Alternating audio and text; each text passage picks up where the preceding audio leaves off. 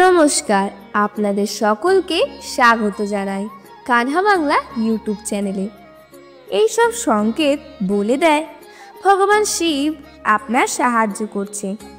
আপনি যেই দেবতারই পূজা করুন না কেন, হনুমানজির পূজা করুন বা মা দুর্গার পূজা করুন বা ভগবান রামের পূজা করুন অথবা ভগবান শ্রীকৃষ্ণের পূজা করুন, তাও এই সংকেতগুলো বলে দেয় যে ভগবান শিব আপনার সাহায্য করছেন। অনেক সময় এটা হয় যে আপনি অন্য কোনো দেবতার পূজা করেন, কিন্তু স্বপ্নে আপনি ভগবান শিবকে দেখতে পান, অথবা আপনি এমনটা অনুভব করেন যে ভগবান শিব আপনার আশেপাশে আছেন, অথবা আপনার যেই শ্রদ্ধা সেটা ধীরে ধীরে ভগবান শিবের প্রতি আকর্ষিত হচ্ছে এবং ভগবান শিবের প্রতি আপনার শ্রদ্ধা ধীরে ধীরে বাড়ছে। ভগবান শিব যে আপনার সাহায্য করছে, এর প্রথম সংকেতটি হলো স্বপ্নের মাধ্যমে বারবার সাপকে দেখতে পাওয়া। হলো এটারই সংকেত যে ভগবান শিব আপনার সাথে আছে। অনেক সময় যখন আপনি ধ্যানে বসেন তখন আপনি এমন চেহারা দেখতে পান যার মধ্যে অনেক লাখ সূর্যের সমান তেজ থাকে, কিন্তু আশেপাশে বাকি জিনিস আপনি ঝাপসা দেখতে পান। যেমন আপনি ডমরু দেখতে পান, আপনি ত্রিশূল দেখতে পান। এইসব জিনিস ঝাপসা হলেও চেহারা যেটা থাকে সেটা অনেক তেজমান হয়, আর সেই সংকেতটাও ভগবান শিবের সংকেত। আপনি যখন ঘুমিয়ে থাকেন তখন অনেক সময় আপনি স্বপ্নের মাধ্যমে শিব মন্দির দেখতে পান, অথবা আপনার নিজেকে ভগবান শিবকে স্নান করাতে এবং তার অভিষেক করাতে দেখে থাকেন। তাহলে এই সংকেতটাও ভগবান শিবের কৃপার সংকেত হয় যে কোথাও না কোথাও ভগবান শিব আপনার সাহায্য করছেন এবং ভগবান শিব আপনার সাথে আছেন। শ্রাবণ মাসে যদি আপনি নিজেকে শিব মন্দিরে শিব পূজা করতে দেখেন, তাহলে এই সংকেতটাও বাবা ভোলানাথের কৃপার একটি সংকেত। এর অর্থ হলো বাবা ভোলানাথ আপনার ওপর কৃপা করেছেন এবং বাবা ভোলানাথের কৃপা আপনার ওপরে আছে। অনেক সময় ভগবান শিবের নাম গুনতেই যদি আপনার শরীরে কম্পন হতে শুরু করে, আপনার গায়ের লোম খাড়া হয়ে যায়, তাহলে এটাও ভগবান শিবের কৃপার একটি সংকেত। এর অর্থ বাবা ভোলানাথ আপনার ওপর কৃপা করছেন এবং বাবা ভোলানাথের দয়ায় আপনার ওপর আছে। অনেক সময় যদি আপনি ঘরে পূজা করতে গিয়ে বাবা ভোলানাথের চরণে ধ্যান দেওয়া শুরু করেন, তার প্রতিমাকে এক দৃষ্টিতে দেখতে শুরু করেন, আর যদি দেখেন যে আপনার শরীরে উষ্ণতা বেড়ে যাচ্ছে, তাহলে জানবেন যে এই যে উষ্ণতাটা হলো সেই ঊর্জার প্রতীক। সেই ঊর্জাটা আপনি ভগবান ভোলানাথের কৃপার দ্বারা গ্রহণ করেছেন। এই সংকেতটাও বাবা ভোলানাথের কৃপারই সংকেত। এর সাথে ধ্যানরত অবস্থায় যদি আপনি ত্রিশূলের মতো কিছু দেখতে পান, যেমন আপনি যদি মেঘের মধ্যে ত্রিশূল আকৃতি দেখতে পান, অথবা যদি আপনার স্বপ্নে বাকি সব কিছু ঝাপসা শুধুমাত্র একটি ত্রিশূল দেখতে পান, তাহলে এই সংকেতটিও বাবা ভোলানাথের কৃপার একটি সংকেত। এর অর্থ হলো কোথাও না কোথাও বোঝায় ভগবান শিবের কৃপা আপনার ওপরে আছে। অনেক সময় এটাও হয় যে আগের জন্মে আপনি বাবা ভোলানাথের ভক্ত ছিলেন, কিন্তু এই জন্মে আপনি অন্য দেবতার পূজা করছেন। সেই সময়ও আপনার সাথে এমনটা হতে পারে যে আপনি স্বপ্নের মাধ্যমে ভগবান শিবকে দেখতে পাচ্ছেন, অথবা রাস্তায় যদি কোথাও ভগবান শিবের মন্দির দেখতে পান, তাহলে তার প্রতি একটা আকর্ষণ অনুভব করেন। এমনকি আপনার ইচ্ছা হয় বাবা ভোলানাথের সেবা করার। শ্রাবণ মাসে বাবা ভোলানাথকে স্নান করাতে ইচ্ছা হয়, তাহলে এই সংকেতগুলো বলে দেয় যে আগের জন্মে আপনি কোথাও না কোথাও বাবা ভোলানাথের সেবক ছিলেন। আর কোনো দেবতাই নিজের সেবককে ছাড়েন না, আর সেই ভক্তি জন্ম জন্মান্তর ধরে আপনার সাথেই থাকে। তাই আপনি যেই দেবতার পূজাই করে থাকুন না কেন, এই সব সংকেত দিয়ে বাবা ভোলানাথ আপনাকে তার দিকে আকর্ষিত করার চেষ্টা করে থাকেন।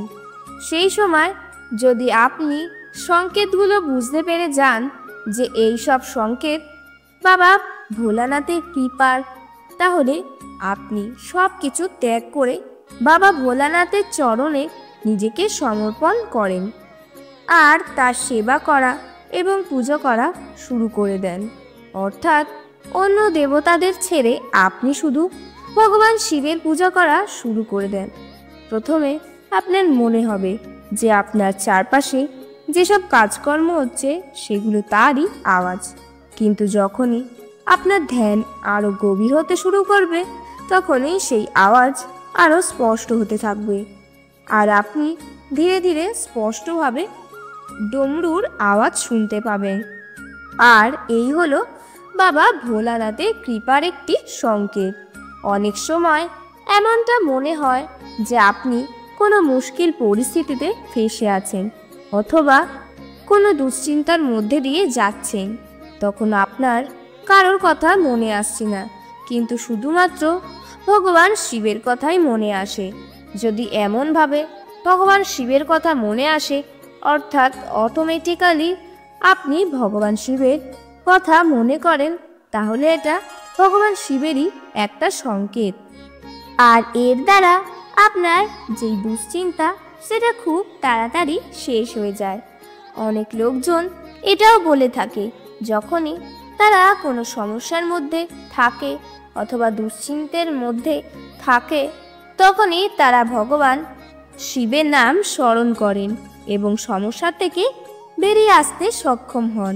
তখনই সেই সমস্যার সমাধান পেয়ে যান, অর্থাৎ সেই সময় ভগবান শিবই তাদের সাহায্য করেন, অর্থাৎ তাদের ওপর ভগবান শিবের কৃপা আছে। যদি শিবলিঙ্গকে অভিষেক করার সময় আপনি এমন কোনো চিহ্ন দেখতে পান যা অনেকটা ওম চিহ্নের মতো, তাহলে এটাও ভগবান শিবের কৃপার একটি সংকেত। আপনি যখন শিবলিঙ্গকে স্নান করান তখন যদি বারবার আপনি ওম চিহ্নটি দেখতে পান, তাহলে আপনি সাথে সাথেই বাবা ভোলানাথের কৃপা অনুভব করতে পারবেন। তাহলে এইসব সংকেত আপনাকে বলে দেয় যে কোথাও না কোথাও ভগবান শিব আপনার সাথেই আছে, ভগবান শিব আপনার সাহায্য করছেন এবং ভগবান শিবের কৃপা আপনার ওপরে আছে।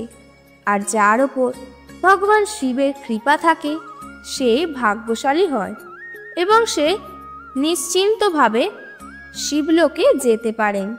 ভগবান শিব হলেন এমন একজন দেবতা যিনি স্বয়ং ভস্য ধারণ করেন এবং একটা ভজনে এমন বলা হয়েছে যে যখন ভগবান শিব ভগবান শ্রীকৃষ্ণের দর্শন করতে যান তখন ভগবান কৃষ্ণের মা যশোদা তাকে সাধু বেশে দেখে কিছু ভিক্ষা দিতে আসেন। তাই ওই ভজনে বলা হয়েছে যে ভগবান শিব যেমন অতি সাধারণ বেশ ধারণ করেন, তেমনি যেন তার ভক্তরা অতিরিক্ত বাইরে চাকচিক্যতে নজর না দেন, তার মতোই যেন তারা সাধারণ হন। বাবা ভোলানাথ হলেন এমন একজন যিনি পুরো ব্রহ্মাণ্ডকে দান করেন। তিনি এমন একজন যিনি তার স্বস্বর নিজের সেবকের ওপরে লুটিয়ে দিতে পারেন। তিনি কোনো কিছু না ভেবেই নিজের সেবককে বরদান দিয়ে দেন। এমনই দেবতা হলো বাবা ভোলানাথ। তিনি নিজেও কখনো লোক দেখানো জিনিস করেন না এবং তার যারা সেবক হয়, যারা ভক্ত হয়, তারাও কখনো এমন লোক দেখানো জিনিস করে না। এই গুণটা বাবা ভোলানাথের সেবকদের মধ্যে থাকে।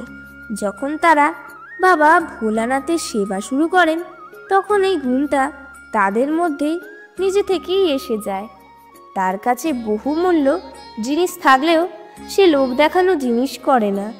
যা ভগবান শিবের কাছে আছে তার অন্য কারো কাছে নেই। যিনি নিজের জটায় গঙ্গাকে ধারণ করেন, যেটা আর কেউ করেন না।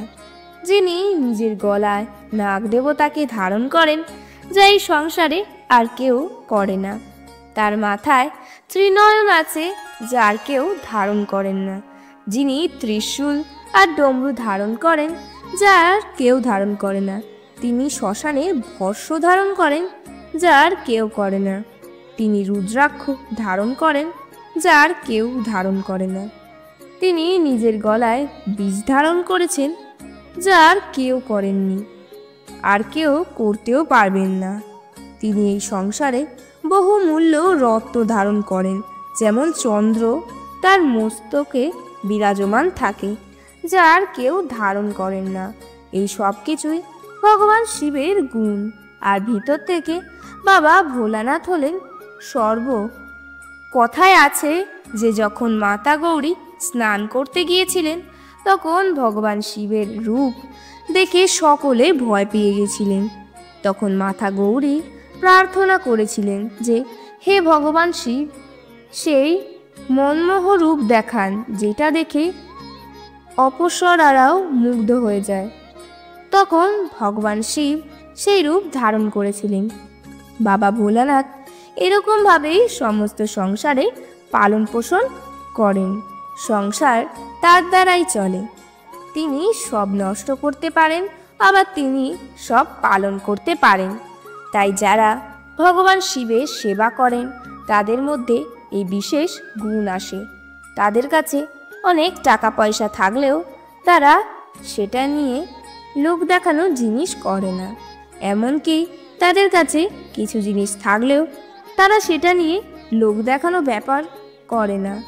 তারা কখনোই নিজেদেরকে বিশাল বড় কিছু ভেবে উপস্থাপন করে না।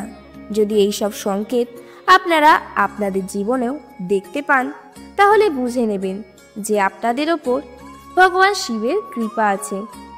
আর এই সংকেতগুলো হলো ভগবান শিবের সাহায্য করার সংকেত, অর্থাৎ তিনি সব জায়গায় আপনার সাহায্য করবেন।